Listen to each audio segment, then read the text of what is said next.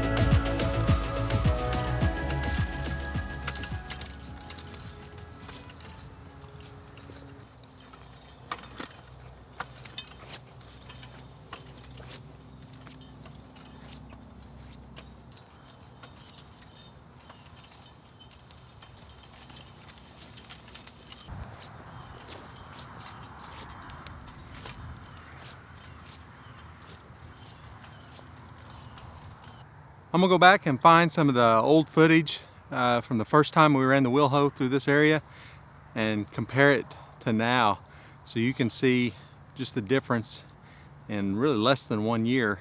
That was last January maybe. I'll tell you when I put that in there, and versus now, and how much this soil has matured.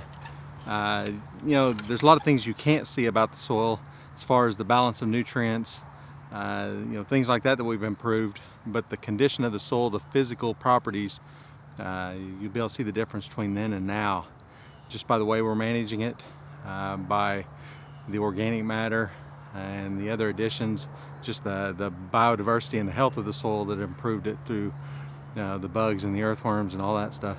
So with this wheel hoe now, I can basically just go as fast as I can run through it. We have still left a lot of the roots in here from things we've harvested, and they're breaking down where some of the corn was, and we left some carrots in the ground, the little small ones. They're breaking down because we had them tarped for a while, but this soil versus when we started, it's just night and day.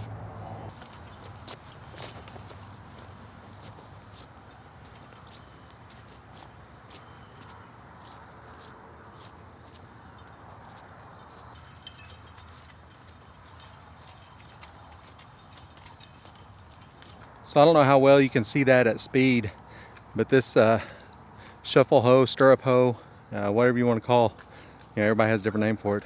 This 12-inch blade, it's not just skimming the surface, it's going down in the ground. It's burying about right there, so about 3 to 4 inches deep, and it's severing any roots of any weeds that may be there, and it's just kind of lifting the soil a little bit and kind of breaking it up.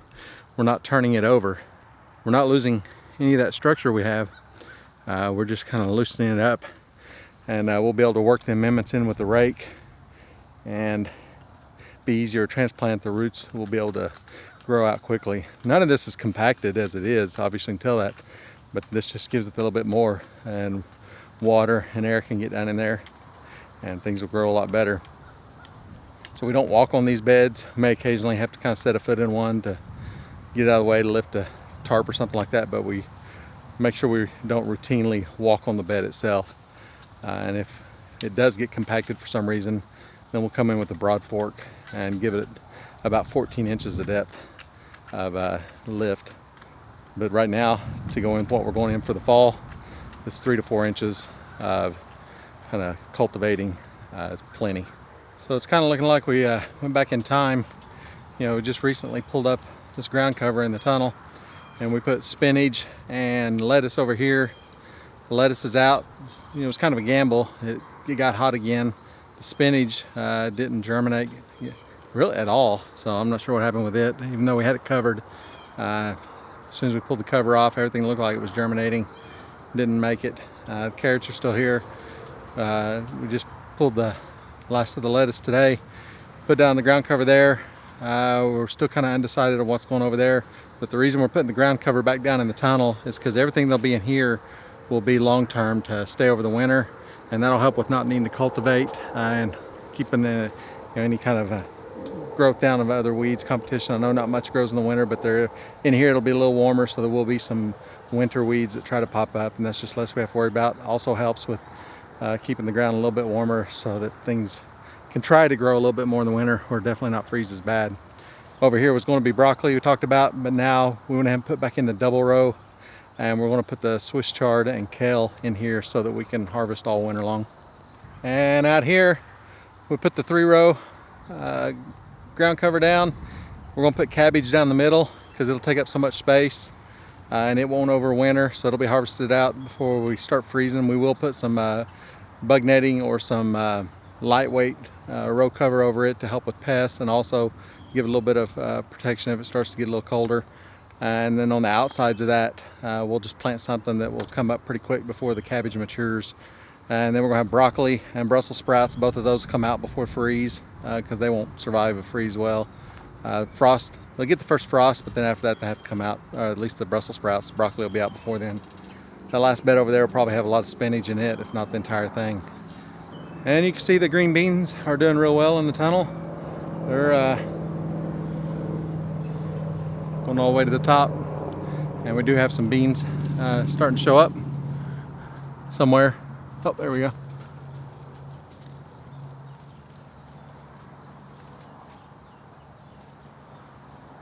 So we've got different varieties of beans in here. We do have the one vining squash that we tried just to see, and it's all the way up and trying to come back down, and we have trimmed off some runners that were going out on the ground. We do have blossoms on it also. Concern about it is all of them are up high. Not even sure which squash it is. We put a couple different ones. That's the only one that survived. It could be spaghetti squash, could be I don't know what else.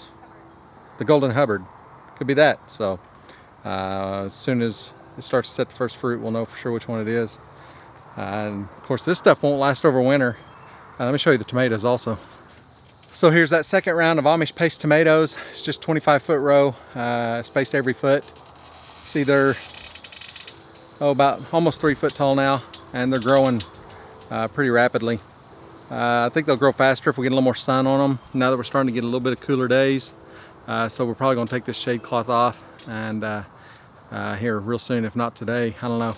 We got so much to do. I don't know if we'll get to that. But this 50% shade cloth will come off. That'll really speed up the tomatoes and green beans. Hopefully we'll have cool enough weather to where it won't get so hot in here that it's going to hinder the cool crops and hurt those. But it's kind of a balance. We got both going on in there. We're getting to the shorter days. We really need that maximum sunshine. So having that 50% shade cloth on there might be slowing us down a little bit. So these cabbage plants this morning in the greenhouse look great. This is their first exposure to full sun. And even though it's not real hot today, it's just fairly intense sun. So they look kind of beat down, but we're adding the amendment in the holes, and we'll water them in real good. And this evening they'll look pretty good, and by tomorrow morning they should be perked back up real well. So it always makes you wonder if you're going to lose any of them doing this, but they always seem to bounce back well. And we actually have more. I guess actually on these we don't have more than we have space available. We usually do. But if we lose one, we'll just plant something else there. I don't care if there's something mixed in with them. There's going to be, by design. All these empty holes are going to have something else in them.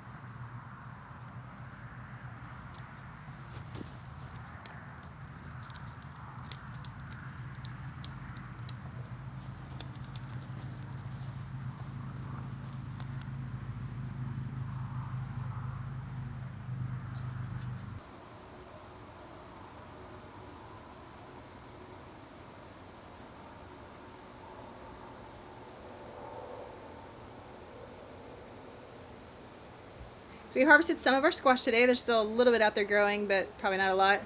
But look at this thing. It is huge. 13 pounds, golden Hubbard squash. Kind of excited about this one. So the golden Hubbard squash has a taste similar to pumpkin. So what I'm going to do with all of these is just go ahead and roast them and puree them and then freeze them so they'll be ready for pumpkin pie. John's favorite. Now the sun's getting kind of low, so probably to wrap this up before you can't see us anymore. Only got about 20 plants left to put in. This is Brussels sprouts over here, broccoli here, cabbage. She's got Swiss chard and kale inside. We'll go in there in a second. It's transplant day. Everything always looks so pitiful, but it always bounces back and it turns into something great. So, you about done yet? Yeah. How many you got left? I'm finished. Oh, sure. So she did this bed here. I did the 2 outside, and I've got 18 plants left to go. So I did the cabbage outside too. I helped you. Yeah. No. Well, I wasn't working on something else at the time. I was working on something else. So. All right. Well, appreciate y'all hanging out with us. And a couple days when all this stuff bounces back, we'll be sure and update you on that. So I have full faith that they'll pop back. Oh yeah, they always do. Yep. They look pitiful though. They look really bad. They almost look as bad as us. So. Yeah. All right. We'll see y'all next time. Bye. Bye.